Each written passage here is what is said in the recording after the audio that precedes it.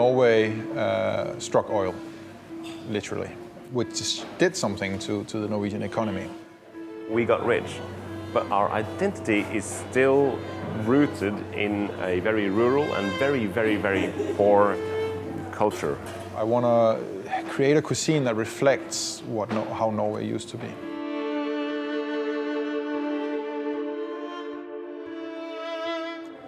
Norwegian cuisine is just a collection of kind of regional recipes that has stayed more or less true to their original recipe. And then now, when we talk about Norwegian cuisine, it's often in the context of fine dining. And what I find there is that we have to maybe create that language that doesn't exist. And you see that at places like Maemmo, they take all these traditional ingredients and re-examine them and showcase them for the quality that they are, but out of context from how it's normally eaten.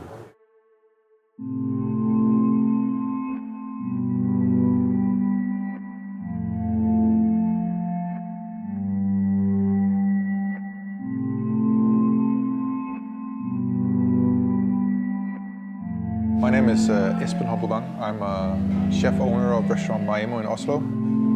What we do here to describe Norwegian cuisine is for me,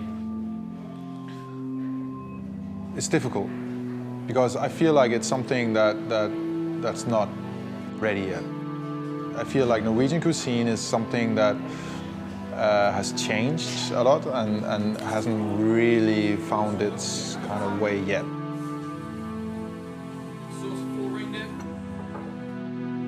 Norway used to be a very poor country, and we used to be occupied by Denmark and Sweden, and then Denmark and Sweden again. And obviously, since the kings and queens were situated in the capital of Sweden and Denmark, all the money went there. So the cooking that was done here was really kind of Spartan. It was all about getting cheap produce to last long. And then in addition to that, you had harsh winters that made it that much more difficult. What people think about Norwegian cuisine is the traditional Norwegian cuisine, what is the more the Sunday dinner, the meatballs and lamb stew and fish. Fresh food, simple food, homemade food, fish, potatoes and vegetables, not with any fancy sauce, just plain and easy. There isn't a Norwegian food tradition like you find in Italy, right? Or in France. You don't have the same tradition. Like I don't think most people eat anything this week that they ate 10 years ago. Food was looked upon as a necessity. There was never an abundance in Norway. Any food was luxury. Okay, so yes, a bit of cheese, a bit of fish, that's great. A typical Norwegian family for 1,000 years maybe, would eat porridge. And that would be it.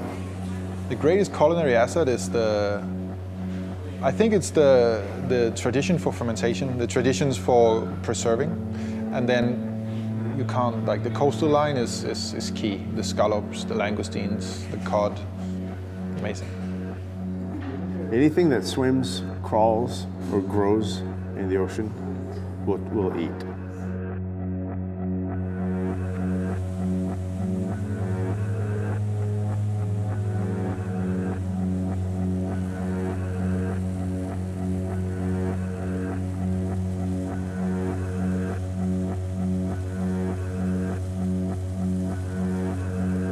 My name is Atle Hatter.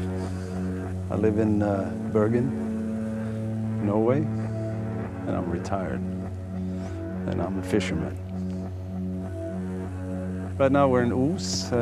It's about 45 minutes south of Bergen. In the old days, fishing for herring was the main business, was the main livelihood for them out here. What? Right. It was planned. It was this big. You got to hold it closer to the camera. This is a Norwegian tuna. The fishery is basically, since I was born and up to now, was mainly for the people living on the islands outside Bergen. Oh God. What? This is for Odin.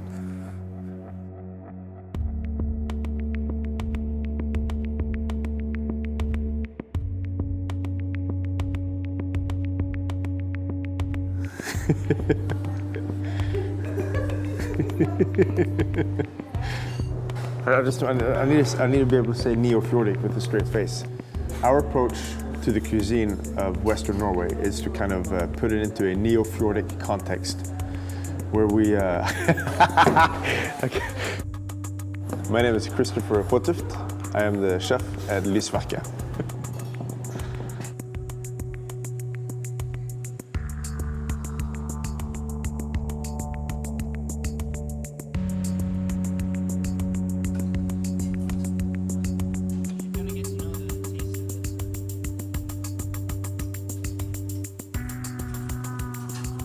So our approach to the food of Western Norway here at the restaurant is to take all these traditional ingredients that we have around us, that we grew up eating, and our grandparents definitely grew up eating, and we try to look at them with new and curious eyes and see how can we apply this to a more of a modern setting. And how does it fit in with the sustainable model of, of sourcing and economy and, our place in our community? And, is there a way we can translate that to a dish? But here, though, it's kind of a new approach, because a lot of these traditional ingredients that you'll see at the fish market for the tourist on display, because they are iconic of our region, you won't find them in restaurants, like smoked herring, smoked cod.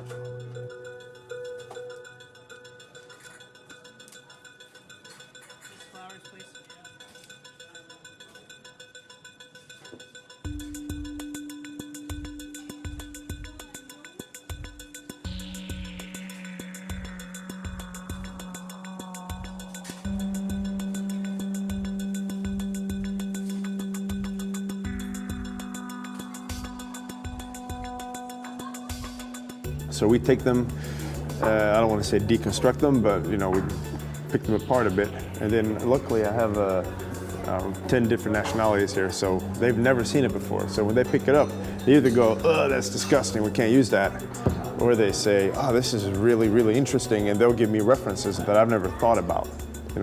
Like the brown cheese, right? The brown cheese to me is a slice of bread, some butter, and that perfect slice of brown cheese on top, and you eat it while you cry quietly during lunchtime at school, because it's not really that great eaten like that. But here, the cooks taste it and they're like, "Oh, it tastes like condensed milk or dulce de leche or something like that." And we treat it like a completely different ingredient like that. And that's Neo-Fjordism.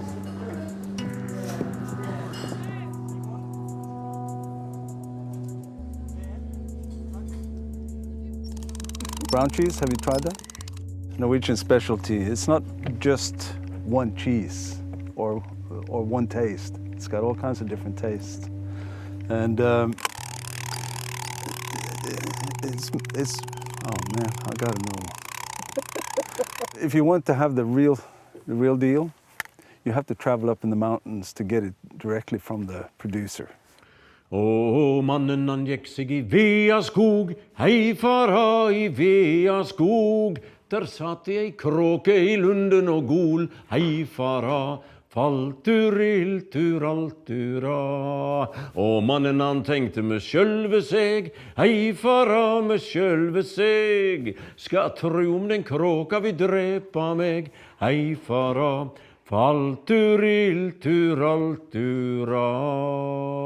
Son. My name is Leif Inge Underdal. I'm one of about 65 people living in this village.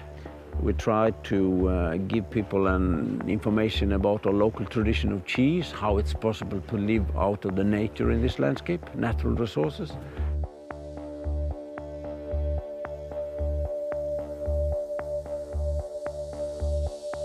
With these surroundings along the fjord here, you have to use all resources to your farm, to live out of farming here. So therefore we have this summer farm tradition, where the farmers move with their animals up in the valley, and a product out of that summer farming up in the mountain, we have the cheese, of course.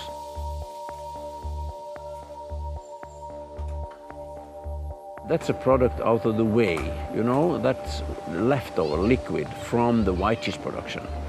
And to get a brown cheese out of a liquid, you need a long cooking. It's a caramelizing of the natural sweetness in the milk. So you can say it's more a caramel than a cheese, but it's a very, very popular product and have been the most important product in the Norwegian tradition of cheese, I would say.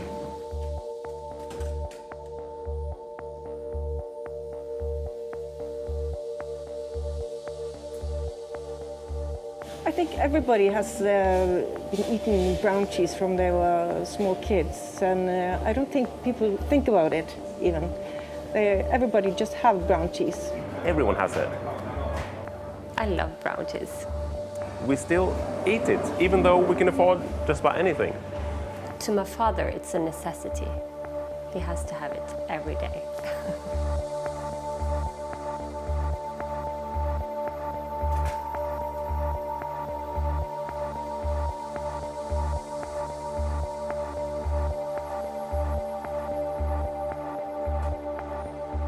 Our guests are mainly locals. So when I serve them something like the brown cheese, I have to remember that they might have had that for breakfast this morning. So that's the challenge, finding a way where you take this traditional ingredient and rework it and serve it in a way that's enlightening for somebody and obviously delicious and fun and playful and respectful for what it is. You don't really have to be respectful. I mean, it's an ingredient, so how can you be disrespectful, you know what I mean? And like with the brown cheese, we do a brown cheese caramel, like a truffle, a chocolate truffle. And when you eat it, it doesn't necessarily taste like brown cheese, but when they know it's brown cheese, it reminds them of that sandwich they had in the morning, but it's just infinitely more delicious and fun. And they leave thinking that, like, wow, I didn't know you could use brown cheese like that. You want the long answer?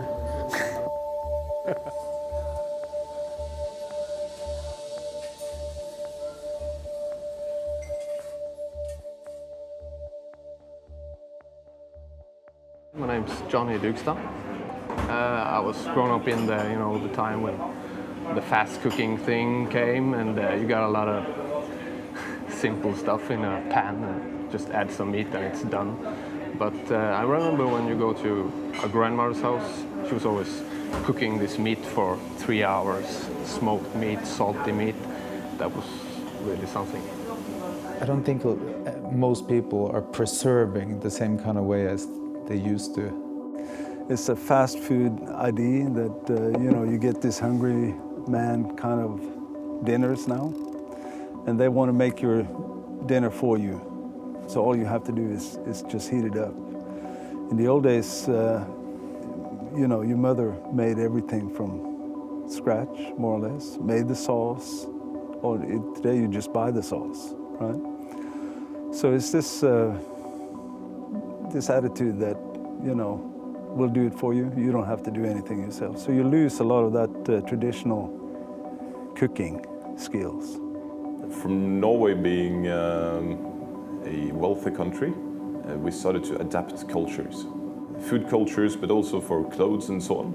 Now we're only making tacos, making tandoori, making steaks and all these all the time. So people are indulging in their interest in a different way than they used to, I guess. But we forget kind of who we are. On Fridays we eat normally taco or pizza.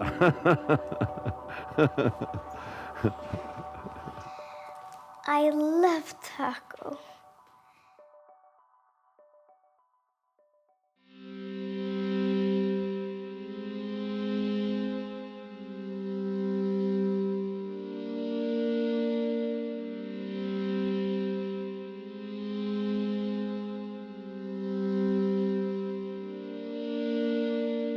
So what we're doing right now is preparing one of the most traditional Norwegian dishes, which is the taco dinner. My name is Frederick, and I run a restaurant called Lysverket with chef Kristoffer Håtuft. My name is Kristen, and I work at the university. I think it's almost every Friday, isn't it? And it's pretty much every parent we know do this. Yeah, it's like a parent thing, actually. It did start in the 90s, I think, when I went to high school. I think this is something that came into my life when these girls came into my life. My name is Sophia. I'm 10 years. My name is Margrethe. With this package, you could get everything inside it. Now we make like our own kind of version of the taco.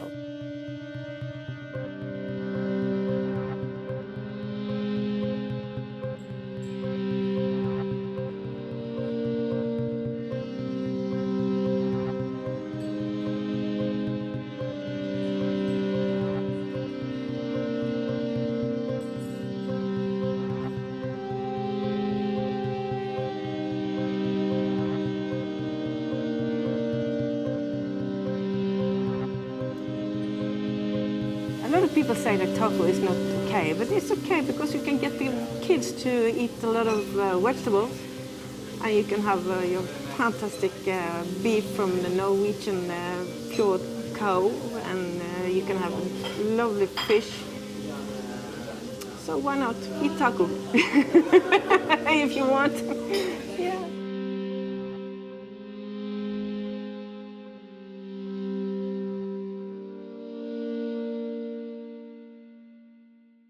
We always go back to our roots and try to make that unique thing that you remember from your childhood. The taste, the flavor, and all that. Just put a little bit extra modern thing. Yeah. If you can make good food, very simple, with the best material, I think that would be the best. I think people are kind of want to go back to these things. I think you see a lot of young people that are interested in to feel that what they eat has some sort of connection to where they are and in what time they're in. My idea of Maimo is trying to get back to how Norway used to be. I'm not saying we only serve boiled potatoes and salted lamb, but I wanna create a cuisine that reflects how Norway used to be.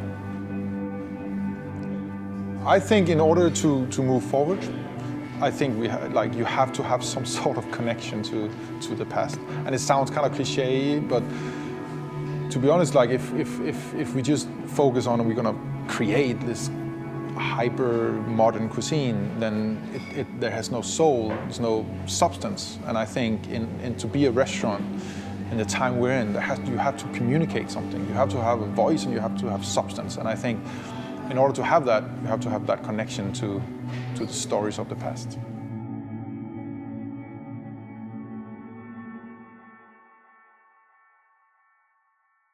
Ja, du skal sitja I blåhaugen brur, I silke og syll, så det bragar, og aldri kjenna sår eller sut. I alle dine leve dagar, og hildrande du, med meg skal du bu.